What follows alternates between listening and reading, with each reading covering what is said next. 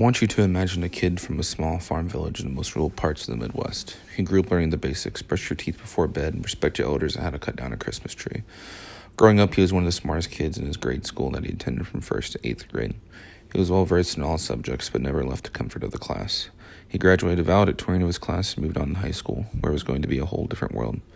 Here, there were smart kids from bigger grade schools in the surrounding areas. He felt silly and dumb, like he was not smart anymore. High school was going to be tough, but he graduated. Nothing special, nothing extraordinary like previous years. He began his college career in a state where he was not sure what he wanted to do. He loved history, so he tried to be a teacher. Then he realized that was not the path he was meant to follow. He found a passion for politics and decided to follow that path. Little did he know where that would take him. He applied to NIU and found out he loved his work that he was getting into. He also found a passion for language. He studied, like a lot of us, Spanish in high school, but never thought much outside the requirements to graduate. His first year of NIU, he took Chinese Mandarin. It was a language that no one from his small village even gave a thought to. He wanted to do something completely different from his former peers and family. Learning Chinese was his first step. He slowly fell in love with the language and culture and knew there's a chance to study abroad in the country. But he found this opportunity daunting because financially it was impossible. The idea of traveling across the world seemed ridiculous for someone like him. He skipped the first opportunity he had and made a mental note to try again next year, if the opportunity was right. Fast forward to fall 2018, and he had applied for the trip and multiple scholarships, hoping that it would be granted the opportunity. Wintertime came, and he was being awarded scholarships for his trips to pay for it all. This was an incredible feeling for him as he saw the slight possibility turn into reality. He was going to China. He knows without the hard work he put in NIU, he would not be granted this opportunity, but also realized that the support of his family made working hard easier because he had a reason to make his family proud.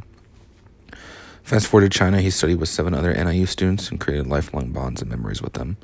He visited and studied 4 different historic cities that absolutely blew his mind.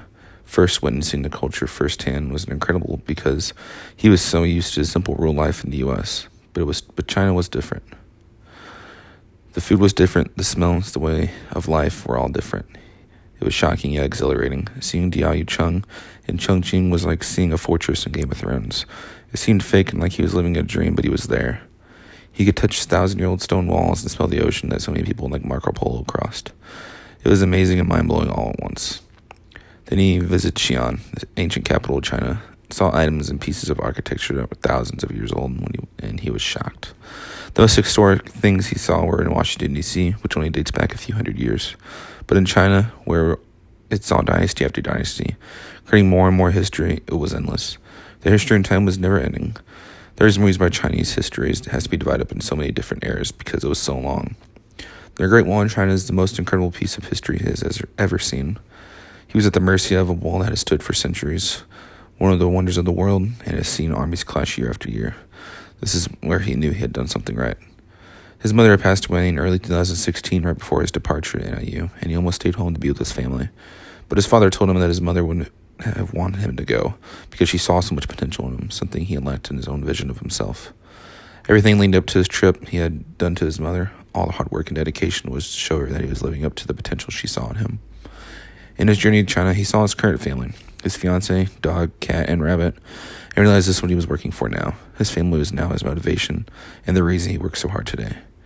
He went to China as a kid from the Midwest who was trying to find himself in DeKalb, and left it as a man who sees his future with such positivity and happiness. His trip to China was truly enlightening and life-changing.